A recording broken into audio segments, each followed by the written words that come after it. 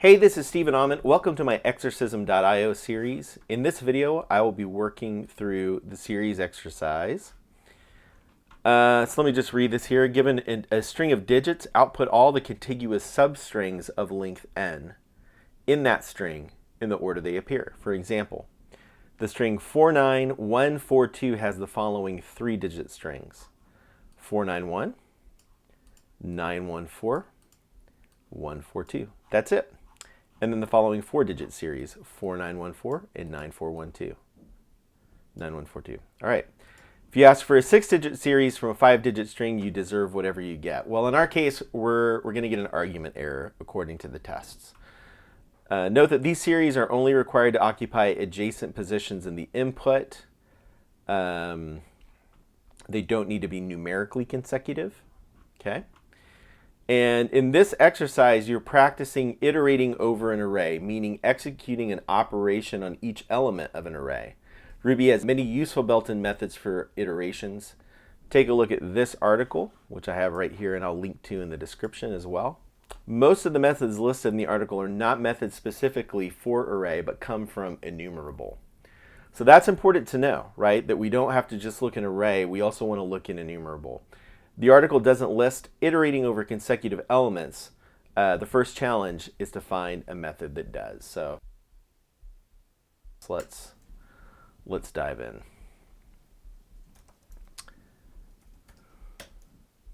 Okay, let me open up my testing pane as well and open up our test.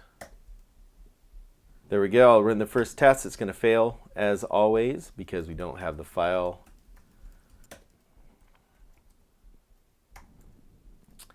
Now it's going to fail because there's no class defined, no constant series.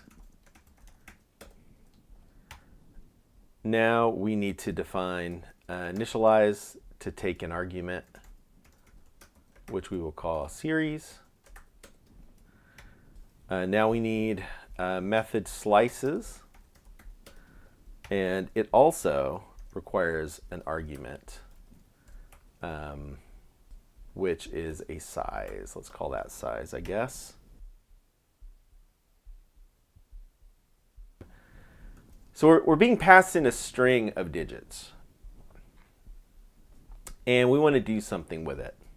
So, usually with something like this, you save what you have. I don't know that we really need it as series, but so what we might want to do instead is bringing it in. We might not want series, we might want digits.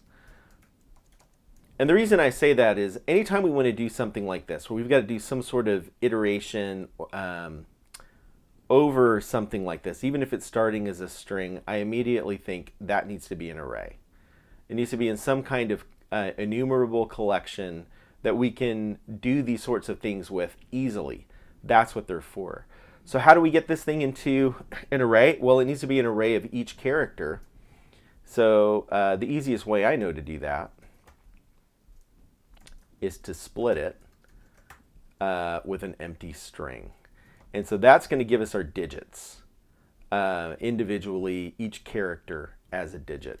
And let's go ahead and make sure we have a string here. We don't technically have to do this for these tests to work. It's just a good habit, and it's a habit that I'm in.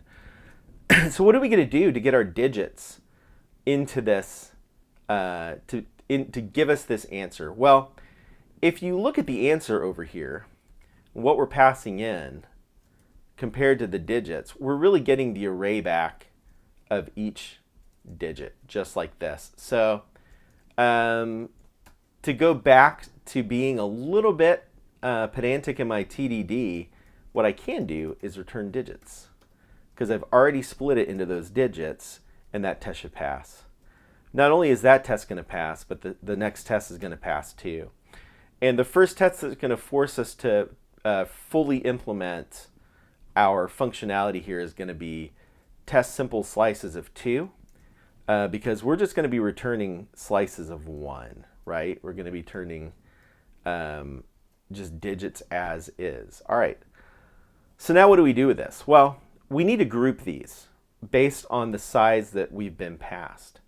And what I want to do before I go in and I find the actual iterator method that's going to do this cleanly for us is I want to understand how this is going to work. So how would I have done this in the past? How would I do it if I didn't have all of those fancy Ruby helper methods on array and on enumeration? What would I do? Well, what I want to do is I want to loop over the digits in the array. I want to group them together based on size. And when there are no more left of that size, I want to stop and I want to return what I've gathered together. I want to group them and then I want to join them together, right? So let's go ahead in here and do this the manual way. So I want to call this slices. It's a new array that I'm going to initialize, and I have a counter that I'm going to initialize to 0. So while I plus size is less than or equal to digits dot size, right? I'm going to go right up to the end and no farther. Then I want to grab the next slice from the array, join it together, and add it to my slices.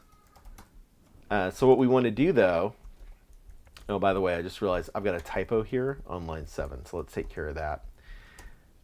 We want to add something to this array. And what is it? Well, we want to grab, starting at the index, we want to grab the next slice of size, and then we want to join those elements together. We can't forget to increment our iterator, and then we want to return slices from this method, and then that should pass. All right. And so this is actually going to get us, well, I skipped a test there. This is going to get us pretty far down until our next piece of functionality. Let's just keep going. It'll get us past this. It'll get us past this for 3, for 4, for 4 again. So pretty far down. For 5, until we get here. This is our first test that actually checks that we've passed a valid size. So this is gonna fail because nothing was raised. All right, we didn't blow it up. So we just want to go ahead and raise an argument error. In this case, if size is greater than digits.size. Now, you know, in the real world, you might want a more specific error than that, or a message telling your client what exactly they did wrong and why it's failing, what's wrong with the arguments. But for now, this will allow our test to pass. So now we have working code, but when I look at this, I don't see idiomatic Ruby here. In fact, this article that was linked to from the exercise, there's a quote at the very top by Professor David West from his talk, Oop is Dead, Long Live OODD, that if any of you have written code in the last year that had an explicit loop, you don't understand collections. That's a pretty bold statement, but it's the point of this article, and this is a great article to read through to understand some of the different methods we have as a part of array or as a part of enumerable to help us do these things in a better way that better works with the nature of object-oriented programming here without having to scatter these counters all over the place. So what do we reach for here? Well, sorry, I was on array here. If we look at array, we can look through the instance methods here, and this might be the first place we come, and it's not a bad place to come to see what sort of things are available to us. You know, we see some iterating methods here. We see each or each index, filter. What else do we see here? Join, map, max, min. Lots of really helpful things here. reverse, replace, rotate, shuffle, sort. Look at all these great things here. But I don't see anything that directly helps us sort of get each consecutive group. So what do? Well, it's helpful to remember the prompt that we got in the README, that array implements enumerable. So we can go and actually look at the instance methods available on enumerable. What does it give us? Well, lots of great stuff. But we have this group of each, versions of each here. Each entry, each slice, each with index, each with object. Each slice almost gives us what we need, right? Except if you look at this, when you give it 3, it gets each group of 3 but consecutively, right? So that's not exactly what we want. So what about each cons? What does that do? All right, well, each cons iterates a given block for each array of consecutive n elements. And it gives us an enumerator, but what does it do here? Oh, look. It starts with each consecutive element and gives us a group of 3 starting there. Well, that's exactly what our code does. That's exactly what we want it to do. All right, so how do we replace that? Well, this whole thing now becomes digits, each cons, size, right? But we still need to join it together. So what we need to do in this case is we map over each of those groups, because it's going to be an array of arrays. We want to match over each array in the array and join it together. And our test will be happy. And so that's exactly what we want to submit, which I did off camera a minute ago. But that's okay. We'll do it again.